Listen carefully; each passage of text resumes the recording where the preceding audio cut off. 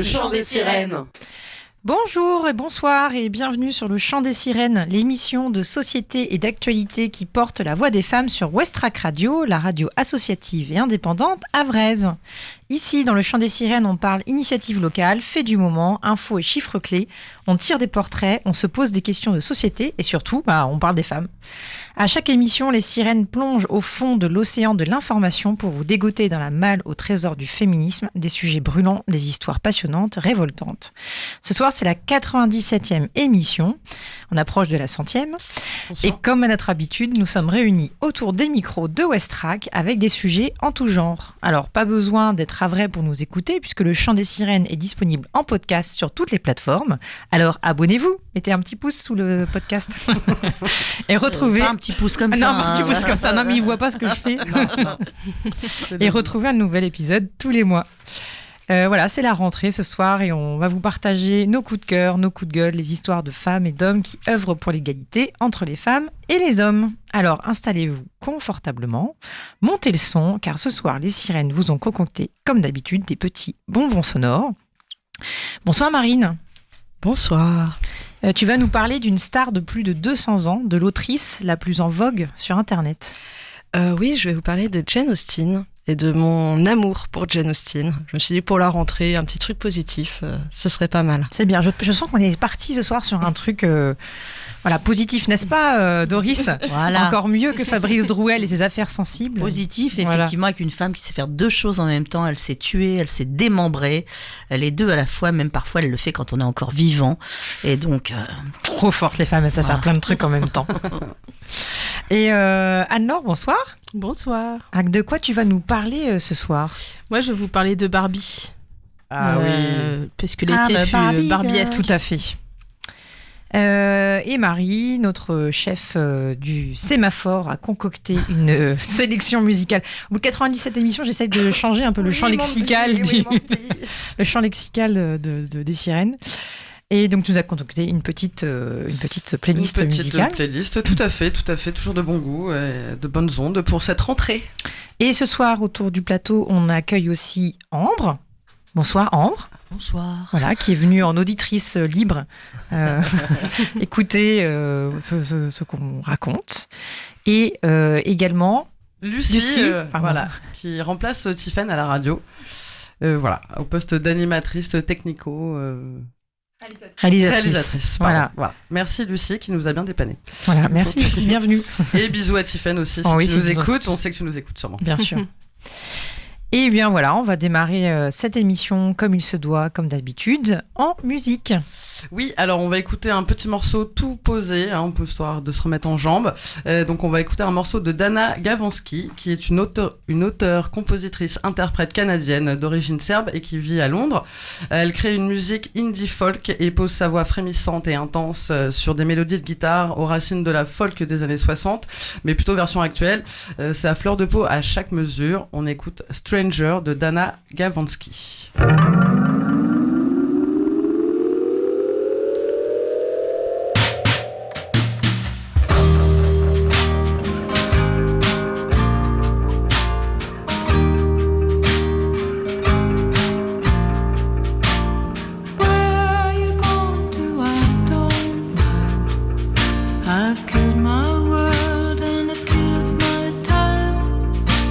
Where do I go?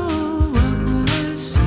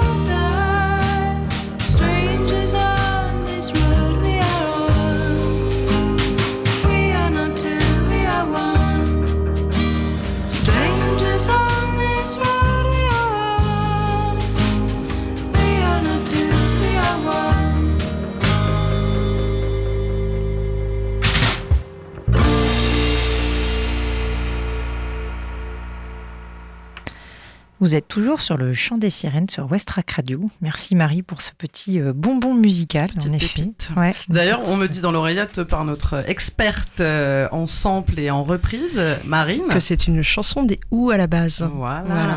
Merci. Que vous retrouvez dans le film de Wes Anderson, La famille Tenenbaum. Oh, il était bien ce film. grave. Eh bien voilà, émission de rentrée ce soir sur Westrack Radio pour le Chant des Sirènes. On revient sur l'actualité de ces derniers mois, puisque ça fait quelques mois qu'on n'a pas occupé les micros, et sur notamment ce qui a fait trembler la planète féministe cet été. Et en l'occurrence, on a eu du mal à passer à côté du phénomène cinématographico-marketing, le film Barbie. Et donc Anne-Laure, ce soir, tu voulais revenir dessus. Exactement, parce que c'est l'histoire d'une grosse déception. Donc l'été 2023 fut le plus chaud de l'histoire, mais aussi le plus rose. Je ne sais pas si vous vous souvenez, si vous étiez déjà là ou pas, mais en 59, quand la société Mattel a sorti une poupée d'un nouveau genre, ça a fait un peu sensation. Pour la première fois, c'était pas un petit poupon, c'était une femme en pleine possession d'elle-même, qui ne portait pas de rose. À l'époque, le virage s'est fait complètement à l'orée des années 80. C'est une grosse décision marketing pour faire un petit peu un contre-feu à la troisième vague du féminisme qui allait arriver. Et c'est alors que le rose est devenu vraiment la couleur du superficiel, même si l'expression « à l'eau de rose » existait déjà avant. Mais donc, 64 ans après la sortie du premier Barbie, cet été, bam, Greta Gerwig, qu'on connaît pour Lady Bird et Frances A, sort un blockbuster sur Barbie, où la poupée est confrontée à la réalité du monde qui est bien loin d'être rose. Et l'imbécile Ken découvre donc, dans une réalité parallèle, qu'il est le roi du monde. Les dirigeants de Mattel sont des phallocrates sans nom. Pour moi, Ken et les phallocrates sans nom, c'est un peu ce qui sauve le film. Mais ouais. je survends un peu déjà le truc. Et donc pendant 2 secondes, j'y ai cru. Parce que Greta Gerwig quand même, parce que Margot Robbie, que j'adore, parce que la bande-annonce annonçait un peu une scène façon Matrix où on doit choisir entre la Birkenstock et le talon aiguille, parce qu'il y avait Kate McKinnon, qui est quand même la lesbienne la plus drôle du Saturday Night Live. Mais au final, j'ai eu l'impression de me faire, 1, très chier, puisque le film est très très long, et 2, complètement floué. Parce que malgré quelques personnages comme Alan ou Barbie Bizarre, le film n'a pas voulu parler frontalement de l'hétéronormativité, alors que quand même c'est le point, l'éléphant au milieu de la pièce. Barbie, ça propose qu'une sorte de destin. Et c'était sans doute trop politique pour Mattel, sans doute trop politique pour les décideurs et décideuses, enfin plutôt les décideurs à mon sens. Bref. Ce film, il a été présenté comme féministe par tout le monde et pour tout le monde. Il a attiré une grande variété de personnes au cinéma et pas seulement les militantes et les universitaires de Paris 8. Donc oui, c'est cool, dans un certain sens. Mais j'ai l'impression, pour ma part en tout cas, qu'il s'agissait plutôt de proposer un féminisme gentil et édulcoré plutôt que révolutionnaire. C'est pour moi le féminisme du Not All Men, du Beyoncé plutôt que Riot Girls, du t-shirt We Should All Be Feminist de Dior à $920. Bref, le féminisme se dissout-il dans le capitalisme ? Je ne pense pas. En tout cas, le succès commercial du film et son battage médiatique nous laissent penser qu'en produisant le film, Mattel n'avait pas l'intention de faire du Judith Butler. Loin de là. En 1 mois d'exploitation, le film a obtenu plus de 1,4 milliard de dollars au box-office mondial. En France, les ventes de poupées ont explosé de 20%. Je ne sais pas si vous avez vu, mais au Auchan de Montgaillard, il y a un énorme rayon et toutes les gamines se précipitent pour acheter des poupées. Bref. Et le roi de la fast fashion, Primark, dissémine pyjama vintage et accessoires d'iPhone affichant la couleur Barbie. Pour la petite anecdote, l'autre chantre du féminisme à l'eau de rose, l'américaine Beyoncé, est en train de clôturer la tournée la plus rentable de l'histoire. La chanteuse de Girls Run the World tirera de son Renaissance Tour la bagatelle de 2 milliards de dollars. Donc bravo le féminisme rose, mais merci mais non merci. Voilà. On va changer le jingle direct. Et Anne-Laure, est-ce que tu penses pas que c'est... Tu as fini, pardon ? Oui, j'ai fini. Ah ouais. Est-ce que tu penses pas que c'est peut-être quand même une entrée en matière pour des jeunes de se familiariser un peu avec la notion même de féminisme, d'aller voir ce genre de choses ? Alors pour moi, c'est plus pour leur daronne. Parce que les jeunes, je pense que ce féminisme-là, ils le connaissent, ou s'ils le connaissent pas, ils ont déjà leur position par rapport à ça, donc ils sont sans doute opposés. Mais Je pense que c'est plutôt pour la génération des quadras, quinquas qui ont loupé le coche du féminisme et qui peuvent déconstruire énormément de choses. C'est pour ça que je disais que le personnage de Ken, pour moi, c'est ce qui sauve le truc, parce que là, le renversement, il est total. Le type se dit « Ah, mais ouais, je peux être le roi du monde ». Et je pense qu'il faut aller le voir. Chacun peut se faire son opinion dessus, c'est cool, mais le mieux c'est le télécharger illégalement. Non, je devrais pas dire ça. Le mieux ce serait de ne pas donner d'argent à Mattel pour pouvoir avoir une leçon de féminisme. Marie, tu l'as vu aussi, toi ? Ouais, je suis allée le voir parce que du coup, voilà, tout le monde, on faisait tout un pataquès, que ça avait l'air très féministe et tout ça, et moi je trouve que c'est vraiment le féminisme un peu pour les nuls. C'est ça. Et j'étais assez déçue en fait, ça enfonce un peu des portes ouvertes et voilà, ça va pas au fond du sujet.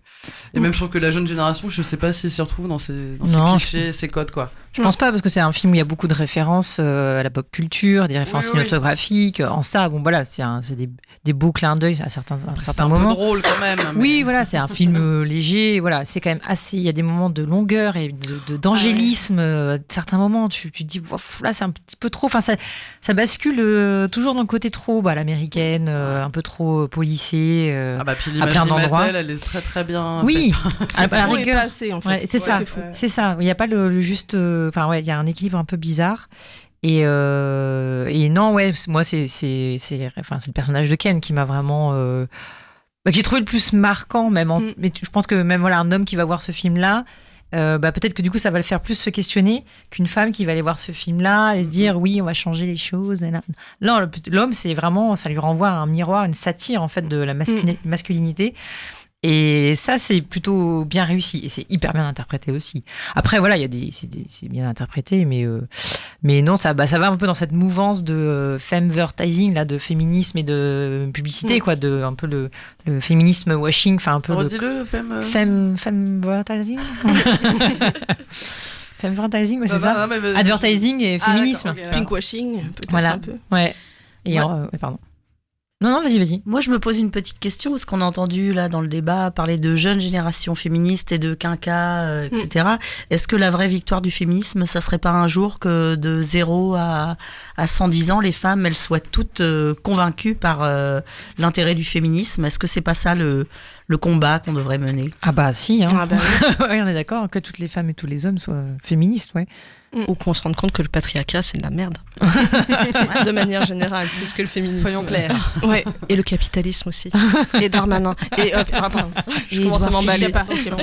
Si le seul fait remarquable sur ce film, tu disais donc plus d'1 milliard de dollars de recettes générées.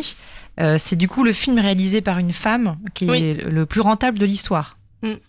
Voilà, c'est le seul truc positif qu'on peut dire. Et Beyoncé est plus rentable. Mais ce que je trouve dommage, c'est qu'on voit que c'est Mattel. On voit que Greta Gerwig, elle a eu peau de chagrin. J'ai l'impression qu'elle s'est fait complètement laminer. Oui, c'est ce qui est un peu qui ressort dans les différentes interviews qu'il peut y avoir. Voilà. Bon, après, voilà. Est-ce qu'on peut avoir un film révolutionnaire qui est produit par Mattel ? C'est beaucoup en peut-être. Hein. La réponse est dans la question, je crois. Non.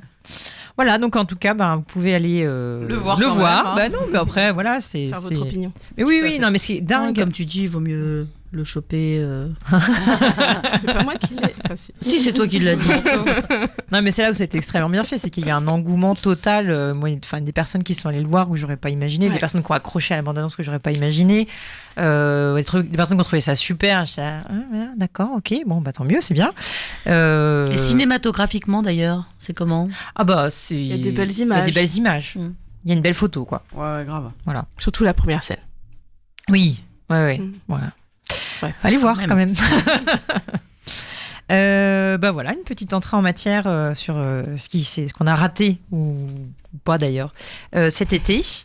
Avant de continuer, Marie, tu nous as sélectionné, alors non pas une série, mais un groupe à partager. Oui, tout à fait. Putain, tu m'as volé ma blague.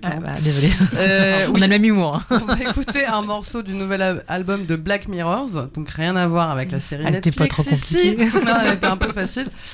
Donc leur nouvel album qui s'appelle Tomorrow Will Be Without Us, qui fait l'effet d'une perle rock pleine d'influences pop des années 90. On reconnaît aussi la touche du producteur mondialement reconnu Alan Johannes, qui a produit Eagle of Death Metal, Queen of the Stone Age, Arctic Monkey. Enfin, on reconnaît pas mal, dans ce groupe bruxellois mené par une chanteuse et interprète apparemment des plus talentueuses de Belgique, qui s'appelle Marcella Di Troia. Et voilà, t'en voulais, en v'là du gros rock pour toi. Et on va écouter donc le morceau Snake Oil de Black Mirrors.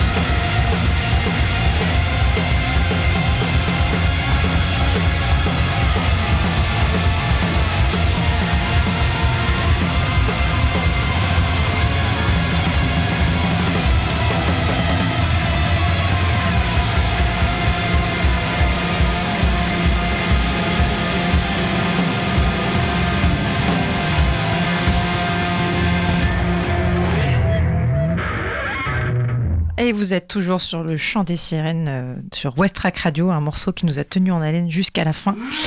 Un bonbon un peu plus épicé, celui-là, un petit peu plus relevé niveau musical. Marie, merci pour la sélection.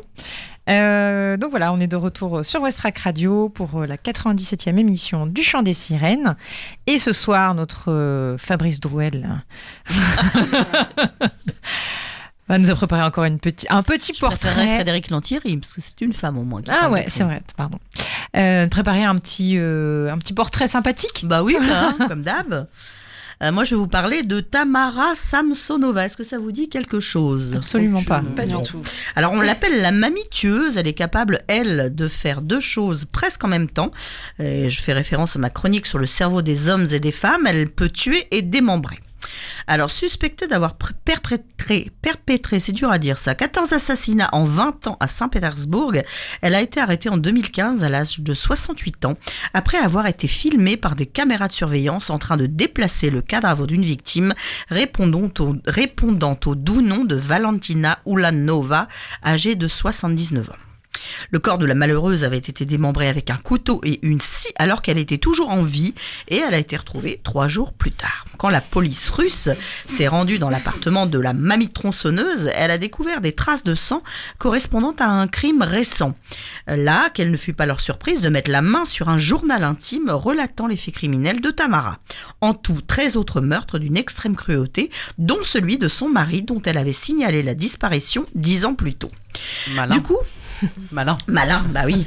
Pas comme la dernière. Hein. Ça fait prendre bêtement quand même. Du coup, des affaires qui étaient non résolues ont ainsi trouvé leur explication. Alors faisons connaissance avec Tamara, la Baba Yaga de Choc, née un 25 avril 1947, en pleine guerre froide, d'où peut-être cette aptitude innée à refroidir. Ouh, quel beau jeu de mots.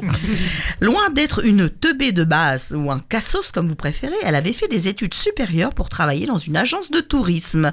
Meurtrière dès la fin des années 90, à 2 pas du bug de l'an 2000, elle a notamment ponctué son cursus maléfique en ayant oxy son cher et tendre ou sa tendre chair en 2005. Une fois qu'elle a perpétré cet homicide, elle a commencé à louer une chambre de son domicile pour arrondir ses fins de mois. Et c'est ainsi qu'a démarré la valse des cadavres. L'un des malheureux à passer au hachoir est un locataire de 44 ans qui, une fois trucidé, a été découpé comme un vulgaire poulet et disséminé dans la rue. En mars 2015, tandis qu'elle effectue des travaux dans sa boucherie, dans son appart, elle est hébergée chez Valentina Nikolaevna Ulanova. On saluera mon accent russe. Tout à fait, bravo. Une voisine, et ce, en principe, pour quelques jours seulement. Mais voilà, mamie coupe tape l'incruste et refuse de partir. Du coup, ça se frite un peu dans la chaumière. Elle décide alors d'empoisonner la pauvre Valentina, puis la charcute dans la foulée vivante, décapitation, roulage dans le rideau de douche et tout le tout-team avant de l'éparpiller façon puzzle. Je m'en vais lui faire une ordonnance et une sévère. Je vais lui montrer qui c'est Raoul, aux 4 coins de Saint-Pétersbourg, qu'on va la retrouver éparpillée par petits bouts façon puzzle. Moi, comptant mon fait trop, je correctionne. Plus, je dynamite, je disperse, je ventile. Arrêtée le 29 juillet 2015, elle subit une expertise psychiatrique et considérée comme un danger pour la société. Elle est internée dans une institution spécialisée. Elle est alors mise en examen quand même pour 14 assassinats attestés notamment par le fameux journal dont voici un extrait choisi.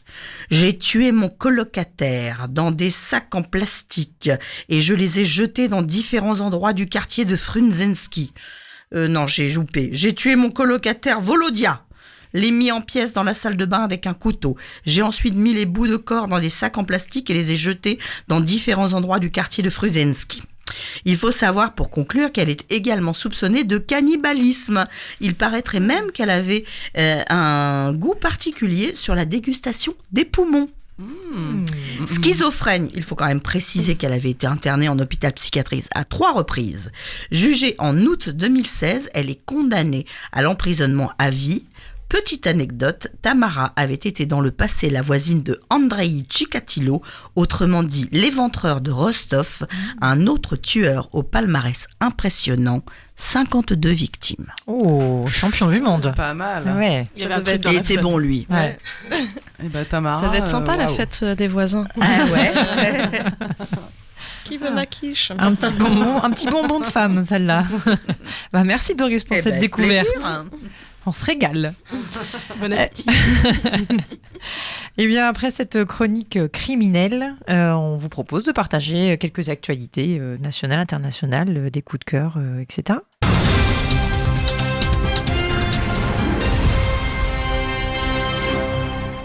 Alors, on a dit qu'on voulait parler que des choses positives. Et on en a trouvé une. On en a trouvé une, parce que malheureusement, il y a beaucoup d'actualités lourde et difficile et très effrayante et très triste à travers le monde. Et on a épluché, et on en a quand même trouvé une. Marlène Schiappa n'est plus au gouvernement. Mais Darmanin y est encore. On a dit que des bonnes nouvelles. Voilà, c'est tout. On peut fermer, on peut clore l'actualité ce soir. Non, est-ce que vous avez des choses à partager ou des recommandations, lectures musicales, films cinématographiques Moi, j'en ai une. Ouais. C'est la rentrée littéraire, donc il y a What 1000 livres qui sortent, beaucoup écrits par des penseurs qui se pensent au-dessus de la mêlée. Et heureusement, il y a Marcia Burnier, donc, qui est une autrice féministe super, qui sort son 2e roman aux éditions Cambourakis, collection Sorcière. Donc ça s'appelle Hors d'atteinte. L'histoire, je vous la mets en petite rapidement. Combien ça coûte une relation toxique ? Qu'est-ce que ça détruit au fond ? Ça détruit une confiance, des certitudes, des plaisirs, des goûts et des couleurs. Quand elle parvient à s'arracher de son ex, Erin respire de nouveau dans la montagne avec sa chienne. Ses pieds retrouvent enfin le sol. C'est un magnifique roman qui raconte des vies, je pense, qui peuvent résonner avec beaucoup d'entre nous, puisqu'on sait ce que c'est que la toxicité. Et voilà, donc je vous enjoins à lire ce livre qui est vraiment une petite merveille de la rentrée littéraire. Merci. Norris, tu avais aussi un coup de cœur littéraire à nous partager. Alors il est pas, c'est pas nouveau, c'est pas une sortie nouvelle, mais c'est vraiment un livre que j'ai adoré qui s'appelle S'adapter de Clara Dupont-Mono.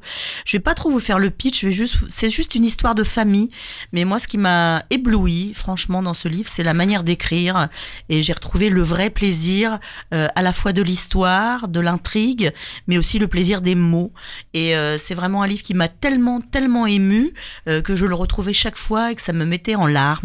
Et ça fait du bien, les livres comme ça, parce que ça m'a fait du bien. Voilà. Et je pense que c'est vraiment un livre à lire.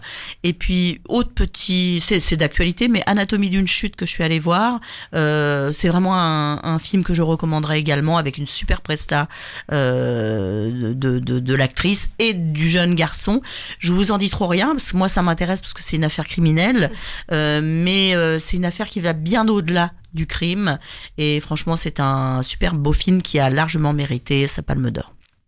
Oui, on a entendu des belles choses. Non, moi, beaucoup moins. Bien. Enfin, beaucoup moins cinématographique, mais quand même, non, moi, je regarde pas mal Sex Education sur Netflix en ce moment. Là, il y a la dernière saison qui est sortie la semaine dernière. C'est une très bonne nouvelle, ça. Tiens, au-delà de Marlène Schiappa, la 4e saison, c'est une bonne nouvelle. 4e saison, voilà.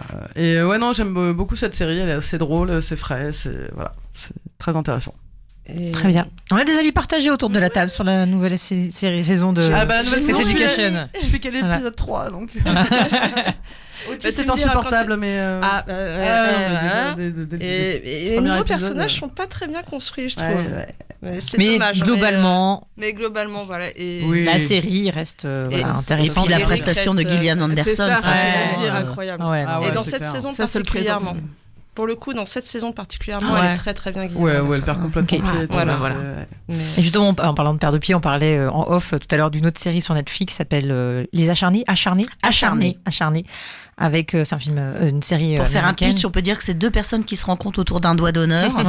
et ça prend des proportions, ça ne s'arrête jamais. Quoi. C'est une éloge de la colère. Je l'ai mangé. C'est merveilleux. Ça fait du bien. Super.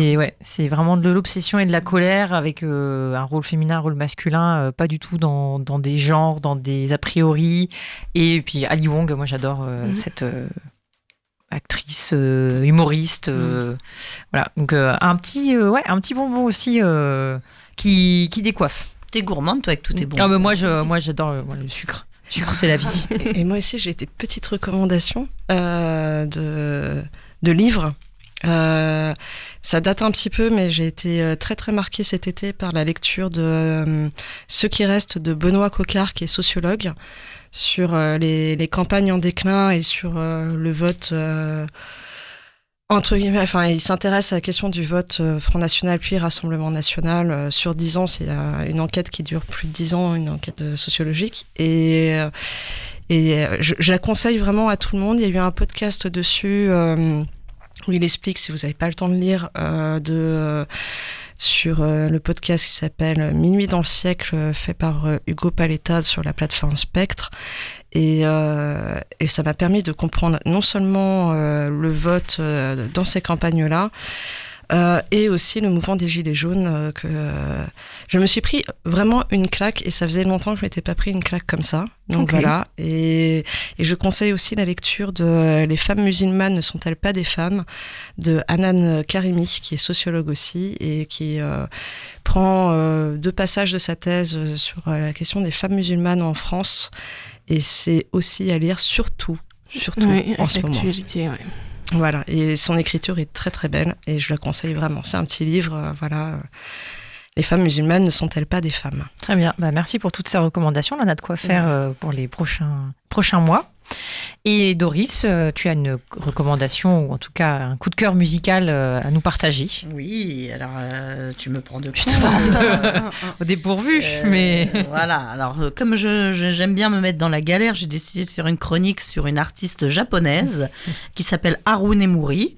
Alors pareil, c'est pas un album récent, mais c'est un album que j'ai aimé, qui s'appelle Haru Shura.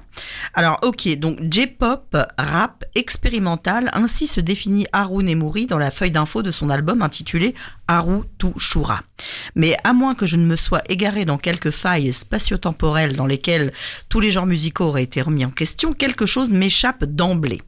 Car moi, la pop expérimentale, j'aime éventuellement le matin au réveil avec le café, ça permet de réinvestir doucement son corps pour la journée. Or, Haru Nemuri, au réveil, honnêtement, ça pique un peu par moment. Non pas que cela soit mauvais, bien au contraire, mais le côté pop n'est pas selon moi ce qui émane principalement du travail de cet artiste. Et ce n'est pas faute d'avoir tenté de m'instruire sur la dite J-pop et de me fader Boa, l'Arc-en-Ciel, Ayumi Awasaki, Yoko Kanno, Utada Hikaru, Midori, Tsuboi no Campanella, voilà. Je me les suis tous faits pour les écouter, pour comprendre. Sorti sur le label Specific Recordings, son disque, donc celui de celle dont on parle, enregistré et mixé par Makio Agiya. Alors il paraît que c'est le bandmate de Rohiro Furuzama, et ça a l'air d'être intéressant comme détail. Il a été masterisé par Julien Louvet de Replica Records, et il annonce une couleur moins caramel que tout ce qui est précédemment cité, avec un premier court titre intitulé Make More Noise of You qu'on va écouter tout à l'heure. Alors noise, c'est bien de cela qu'il s'agit, de la chouette noise, majoritairement qui emporte tout sur son passage, avec certes quelques passages plus pop, mais pas miel pour autant. La musique de Haru Nemuri est acide, effervescente, colorée, excentrique, post-rock, japonaise. Mais japonaise au sens irradié du terme. Rap, peut-être parfois, le morceau qui s'appelle Underground, parce qu'elle parle plus parce qu'elle ne chante, mais voilà, ça s'arrête là. Quoi qu'il en soit, ce n'est pas sa voix de petit rossignol asiatique qui certes indique que nous sommes dans une autre culture, en l'occurrence le Japon, qui attendrira le cuir de cette matière musique joliment typée. Et puis attention, la fluette roqueuse sait donner de la voix quand il faut, comme dans le titre Narashit par exemple. Donc pas de faux semblants, Haru Shura est un disque de rock ascendant pop, nuance, avec des claviers et autres petits arrangements improbables qui décalent un peu les choses, les font circuler dans des univers inattendus. Donc ne nous y trompons pas, c'est de la sale musique que nous écoutons là, insolente, dérangée, déjantée, barrée, explosive, bruyante, urgente, comme on l'aime, avec de la guitare, de la batterie et un groove qui avoine. Le disque est ponctué d'intermèdes, sortes de petits tissus sonores qui font la jointure entre des pièces plus costaudes, et de conclure avec Rock'n'Roll Never Dies, improbable hymne décalé qui devient tout à coup totalement déjanté, comme pour confirmer ce que l'on savait déjà. Haru Nemuri, c'est du rock, point barre. On note au passage que la jeune japonaise de 24 ans s'est logiquement associée en France au label Specific Recordings pour la sortie de ce joli vinyle 180 grammes turquoise et blanc, label installé à Metz au sein du disquaire indépendant La Face Cachée, espace de création artistique et vecteur de valeurs culturelles alternatifs. Ouf, ça existe encore des trucs comme ça. Merci. Donc, on écoute le morceau Make more noise of you.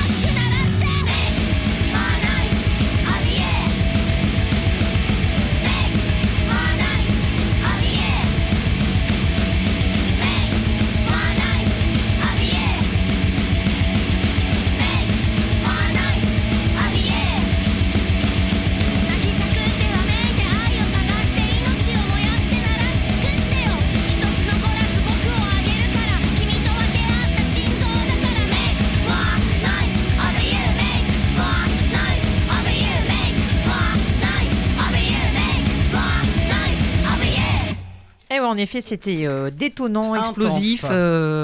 Voilà, c'est une petite roquette qui nous vient du Japon. Et ça Merci. fait du bien. Ouais, merci Doris pour la découverte, c'est très Avec chouette. plaisir. Donc je ne reprononcerai pas le nom de l'artiste parce que j'ai oublié, mais le son était Make More Namouri. Arunamuri, Make More Noise of You. Et donc vous êtes toujours sur le chant des sirènes sur Westrack Radio. Et ce soir, on a parlé de démembreuse, de Barbie, et maintenant on va parler de littérature. Voilà, on va parler de littérature avec Jane Austen. Alors, il est universellement admis que les romans de Jane Austen sont de belles histoires d'amour. Si mal connus que soient les romans de l'anglaise, dès lors qu'ils sont adaptés au cinéma, cette vérité est si bien ancrée dans l'esprit des producteurs qu'il est considéré comme légitime de passer complètement à côté des propos de la romancière. Si le souvenir de la chemise mouillée de Colin Firth dans l'adaptation de la BBC d'Orgueil et Préjugés me réchauffe lors de mes longues nuits d'hiver, il me faut admettre ceci. Si Jane Austen parle d'amour, celui-ci n'est pas vraiment romantique, mais plutôt pragmatique. Il y a évidemment Charlotte Lucas dans Orgueil et Préjugés, qui se marie avec le dégoulinant et ridicule Monsieur Collins par pur pragmatisme. Grâce à son mariage, elle aura une bonne maison, une situation confortable et un mari trop stupide pour vraiment le emmerder. Une bonne affaire, donc. Nous avons tendance à opposer le matérialisme et le cynisme de Charlotte Lucas à la droiture d'Elizabeth Bennet. Mais à y regarder de plus près, c'est un peu plus compliqué. En effet, Elizabeth Bennet tombe d'abord amoureuse de la demeure de Darcy et ensuite de son propriétaire, à qui elle avait foutu un râteau magistral quelque temps auparavant. Heureusement, le grand coincé en rouflaquette avait l'avantage d'avoir une grandeur d'âme de la même taille que son parc. Mais le parc pouvait suffire. On a eu peur pour la taille. Là. Voilà, Emma, la taille du parc. Emma, dans le roman éponyme, est, contrairement aux autres personnages de la romancière, une jeune fille qui n'est tenue par aucune nécessité financière. Elle est riche, belle, intelligente, quoique un peu à côté de la plaque sur les sentiments humains. Si elle s'amuse à jouer à la marieuse, pour les autres, elle exprime clairement le fait qu'elle n'a aucun besoin du mariage et que celui-ci pourrait même lui être néfaste. Il a souvent été reproché à Jane Austen de ne pas être féministe parce que tous ces personnages féminins finissent par se marier et que ces mariages constituent évidemment une fin heureuse. Déjà, c'est un peu anachronique de dire que Jane Austen est ou n'est pas féministe. Mais surtout, au regard de ce qu'elle dit du mariage dans ses romans, et de sa description des couples mariés qui se foutent une misère pas possible et se méprisent grandement, peut-on réellement considérer que les mariages constituent une fin heureuse pour ces personnages ? Ces personnages se marient car ils n'ont pas le choix. Le mariage ou la recherche d'un mari est une des seules choses qui peut les faire sortir de leur salon. C'est aussi la seule possibilité qu'elles ont pour s'élever ou ne pas subir la misère. Jane Austen, en usant d'un ton léger, dit des choses qui ne le sont pas. Et voilà le deuxième problème de Jane Austen. Elle est drôle. Terriblement drôle. Prenons en exemple ce scud magistral dans Raison et Sentiment. Mrs. Dashwood plut également à Lady Middleton. Il y avait chez toutes les deux un égoïsme et une sécheresse de cœur qui les attiraient mutuellement. Et elles communiaient l'une l'autre dans une insipide correction et un manque complet d'intelligence. Ça balance. Derrière cet humour ravageur se trouve une description précise et extrêmement critique de la petite noblesse non titrée campagnarde de l'Angleterre du XVIIIe siècle, de sa vacuité, de sa méchanceté et de l'ennui qui l'étreint. Mais revenons-en à son humour. Contrairement à ce que préconisent les éditeurs sur les 4e de couverture, c'est vrai, c'est une citation, je ne lis pas Austen, les yeux baissés et genoux serrés, pour goûter en secret le délicieux plaisir de la transgression des interdits. Ah, pitié. Je prends mon paquet de pop-corn et je m'esclaffe en me tapant la main sur la cuisse toutes les 2 pages. Et c'est un problème. Jane Austen, n'étant pas dramatique, n'est pas prise au sérieux. Faut-il que ces personnages se suicident comme Emma Bovary dans de Flaubert ? Ou doivent-ils hanter la lande comme Catherine dans Les Hauts de Hurlevent d'Emily Brontë ? C'est vrai qu'il manque de femmes folles enfermées dans le grenier et brûlées vives comme dans Jane Eyre de Charlotte Brontë. Je prends exprès les sœurs Brontë car elles sont souvent mises en comparaison avec Jane Austen alors qu'elles n'ont comme seul point commun que celui d'être des autrices anglaises. Les comparer, c'est ne prendre en compte que leur genre et c'est une façon de ne pas les prendre pour ce qu'elles sont, des autrices et non seulement des femmes qui écrivent. Les drames dans les romans de Jane Austen n'en sont pas. C'est un peu l'histoire de la petite cuillère volée dans la série Downton Abbey. « Oh non, diantre, une cuillère volée, mais c'est inconcevable !» Et allez où 15 épisodes sur le vol de la cuillère. C'était évidemment le perfide majordome, qui est perfide et homosexuel. Mais ça n'a rien à voir, la série n'est pas homophobe. Mais derrière ces dramas, elle parle de meufs enfermées chez elles, condamnées pour avoir fugué pour se marier, condamnées par la nécessité quand elles font un mauvais mariage, jamais à l'abri de la honte et l'ostracisation pour une convenance oubliée. Et voilà que je tombe moi aussi dans le deuxième écueil concernant Jane Austen, la rendre plus sérieuse pour qu'elle devienne respectable. Les adaptations cinématographiques gomment bien souvent son humour ravageur, l'atténuent du moins, pour que tout ceci devienne de belles histoires d'amour, avec de la profondeur et des enjeux dramatiques, de l'amour romanesque avec un grand A et un grand R pour faire R. Par exemple, Darcy, sous la pluie, qui déclare sa flamme, comme dans une tragédie de Racine. Non, non, c'est une des scènes les plus drôles, vous ne pouvez pas faire ça. Il est ridicule dans ce passage. Il est là, tout en morgue. Alors oui, alors blabla, je suis riche, t'es pauvre, mais bon, je te kiffe, alors bon, c'est contre ton intérêt, mais voilà, t'as de la chance bébé, je veux bien de toi. Et Elisabeth Bennet qui répond, tu m'as pris pour une michto ? Ah bah pardon, monseigneur, mais tes millions de livres de rente, tu peux te les mettre dans le fondement, même pas je te touche avec un bâton. Je cite de mémoire, évidemment. Bref, je vais m'arrêter là. Simplement, lisez Jane Austen, parce qu'elle est drôle, parce qu'elle est sans pitié, parce que les hommes n'existent qu'à travers les femmes dans ses romans, et que ces personnages de sœurs sont les plus beaux de la littérature. Et regardez la mini-série de la BBC d'Orgueil et Préjugés, parce que c'est la meilleure adaptation et qu'il n'y a aucun débat. Eh bien là, si on n'a pas envie de lire ou de relire Jane Austen ce soir, je ne sais pas ce qu'il faut faire d'autre. Voilà. Faut vraiment la lire. C'est vraiment drôle. Et alors lequel pour commencer ? Moi j'ai beaucoup... Raison et Sentiment, ça reste mon préféré. Ouais. J'adore Raison et Sentiment, il est très drôle. Il y a aussi Lady Suzanne, qui est très très court, qui a été adapté au cinéma avec... Friends and Friendship, j'ai un accent de merde, et qui est le plus méchant. C'est celui qui a été adapté une fois, c'est le plus méchant, Lady Suzanne. C'est un petit roman épistolaire et c'est vraiment une garce. Et c'est une bonne garce. Donc voilà. Et un jour, je vous raconterai pourquoi je déteste Jane Eyre de Charlotte Brontë et ça n'a rien à voir avec la qualité. Oui, j'ai l'impression que tu as quelque chose contre les sœurs Brontë quand même. Alors non, j'adore Léo Durlevent, qui est vraiment un très très beau roman. Mais Jane Eyre, je pourrais vous dire que ma découverte de Jane Eyre s'est faite dans le sang et les larmes. Voilà. Okay. Bon bah tu nous en feras une prochaine teaser. On dirait moi et les confessions de Rousseau quoi. Ah on a voilà. Dis donc il y a du il y a du lait là. Il y avait une autre fan de Jane Austen, non ? Ouais. Moi, je suis team Orgueil et Préjugés Forever. Et pardon, mais c'est vrai que Colin Firth... Ouais. J'ai beau être lesbienne, là, je le fais pas dormir dans la baignoire. Bon, voilà, là, on vous a pas donné envie de lire ou relire Jane Austen. Franchement, il y en a pour tous les goûts. Et ben merci beaucoup pour cette chronique et ben on va continuer et bientôt arriver à la fin de l'émission, mais on a encore des petites choses à vous partager et notamment un morceau que nous a sélectionné Marie. Tout à fait, une petite dédicace à mes petits techniciens son qui écoutent ce morceau à chaque fois pour caler le système, comme on dit, hein, dans le métier. Non, c'est un groupe d'électropop français qui s'appelle Comme Claude, qui est quelque part entre le rock, la pop, la cold wave et l'électro. Un morceau que j'adore, voilà.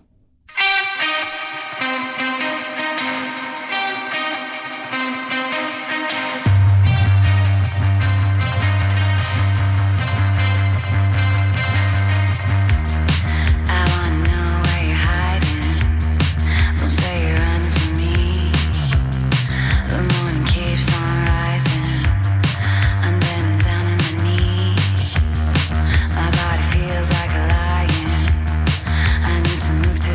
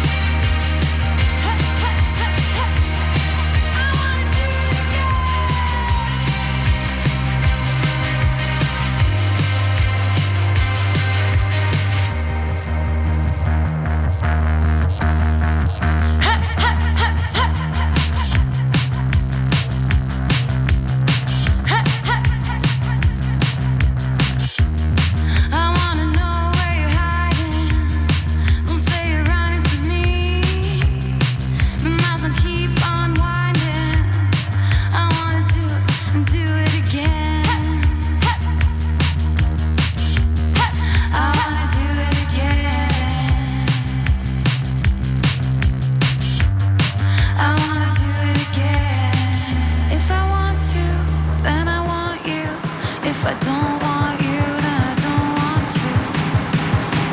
Then I don't want to. If I want to, then I want you. If I don't want you, then I don't want to. Then I don't want to. I wanna do it again. I wanna do it again. Wanna do it and do it and do it and do it now. I wanna do it again. I wanna do it and do it and do it and do it now. I wanna do it again. Do it. Do it now. I wanna do it again. Come back to town now, baby. I've been missing you.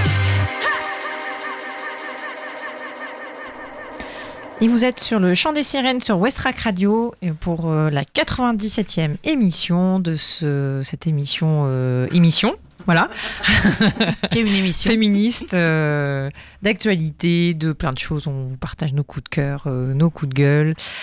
Et voilà, l'émission touche presque à sa fin. Et il est temps que j'aille me coucher parce que j'arrive plus trop à parler. Allez, Mais justement, on va parler pour s'activer un petit peu ces prochains jours. Et là, excusez-nous les noms Avraise si vous nous écoutez. Et bien sûr, vous écoutez en nombre partout en France et à l'international. On va vous partager des événements locaux qui vont avoir lieu dans les prochains temps, puisqu'il se passe plein de choses super au Havre. Voilà, je vais commencer, comme ça ce sera fait. Je voulais vous partager la projection du film Annie Colère de Blandine Lenoir qui jouera au Sirius ce jeudi 28 septembre. C'est une session qui est organisée, il me semble, par le collectif Nous Toutes. Et Annie Colère, alors je ne l'ai pas vu, mais juste, le film a l'air vraiment chouette. Je ne sais pas s'il y a des... Je l'ai pas vu. Voilà, quelqu'un veut autour. J'ai pas vu, non. Tu l'as vu? C'est l'histoire d'une mère de famille en 1974 qui décide d'avorter et qui rencontre un collectif militant pour le droit à l'avortement. Et moi, j'avoue, forcément, la thématique, ça parle un peu. Et surtout, moi, c'est Laure Calamy, une des actrices principales du film que j'adore. Voilà. Est-ce que vous avez d'autres choses à nous partager? Oui. Oui. Oui, voilà. Alors déjà, merci. à partir de demain, il y a le Tetris qui organise avec les bars du Havre l'événement qui s'appelle Bar à l'Ouest. Donc ça commence demain. Vous regarderez sur le site internet pour avoir plus d'informations. Moi, je peux déjà signaler qu'on a une date au SEM, Tout à fait, mercredi 27, avec My North Eye. Et ça va être sympa. Donc ce sont Ouais. des groupes majoritairement normands, havrais, qui jouent dans les bars. C'est du local. Demain, il y a aux Azou et l'autre, je ne sais plus où c'est. Il y a mais- 12 lieux, en Voilà. fait. où- C'est Deux gratuit, concerts, ouais. c'est pour se chauffer avant le festival West Park qui aura lieu du 18 au 22 octobre. Voilà. Il y a aussi, donc ça c'est toute la semaine, il y a le festival West Park le mois prochain. Il y a aussi le dévernissage de l'exposition de Nuages Noirs à Soleil Vert. Donc Nuages Noirs c'est l'artiste et Soleil Vert c'est un restaurant vegan qui est juste en face du funiculaire Coucou Chani. en bas en centre-ville. Et donc il y a un dévernissage samedi 30 septembre. Je crois que c'est vers 18h30 19h. Voilà, je vous conseille d'y aller aussi. Ce qui vous laissera juste le temps de venir après au SEM. Tout à fait, parce que au SEM, du coup, c'est les 10 ans En fait, les 10 ans du pôle de répétition, effectivement. avec en 55 concerts 55 groupes Ah ouais, sur les 3 jours. Ouais, sur 3 jours à partir de vendredi. Et une soirée boule à facettes ce samedi à partir de 22h avec...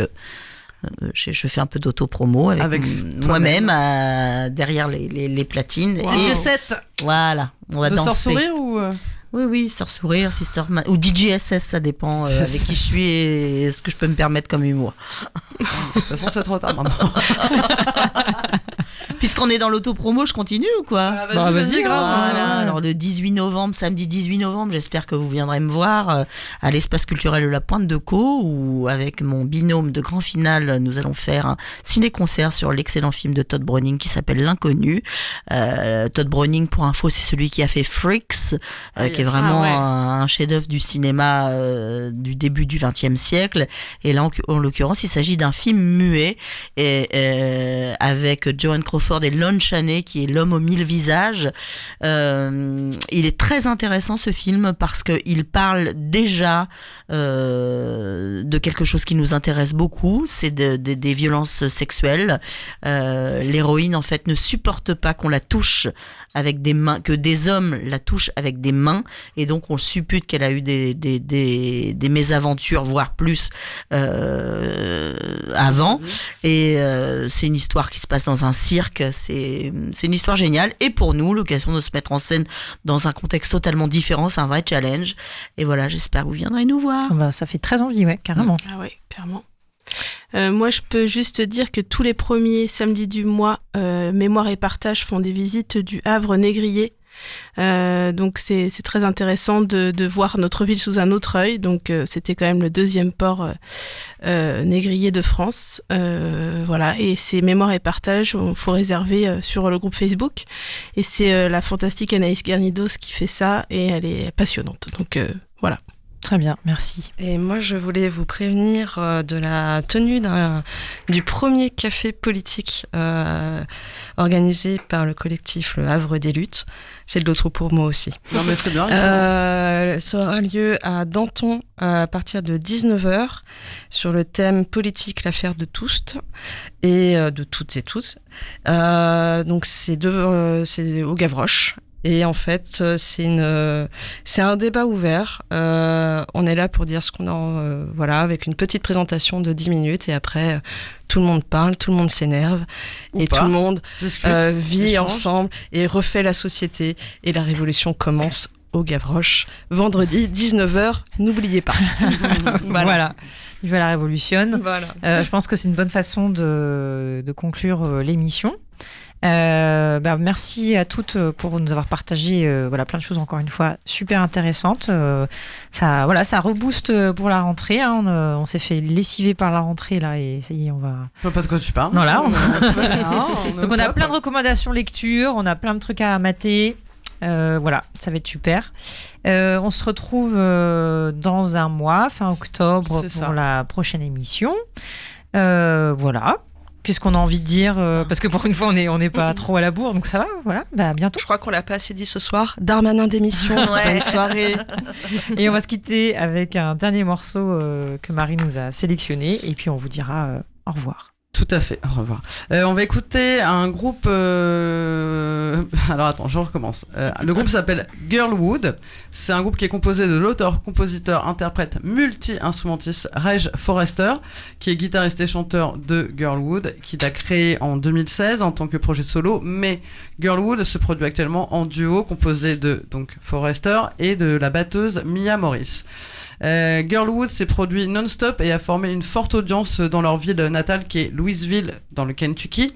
Ils ont été salués par la communauté qu'ils ont cultivée, leur performance explosive sur scène et surtout pour leur courage et leur enthousiasme infatigable lorsqu'il s'agit de démanteler le patriarcat et d'autres idéologies hétéronormatives toxiques par le biais de leur musique. Voilà, le morceau, moi, m'inspire en tout cas, le laisser aller et le sexe tendrement mais sûrement. On écoute donc Girlwood, I'm having sex tonight. J'espère pour vous. Et on vous souhaite une bonne soirée. On vous retrouve dans un mois. Merci les filles d'être toujours présentes, et les nouvelles aussi de nous rejoindre. Et voilà, on vous fait des gros bisous. À très vite. À bientôt. Bonne soirée.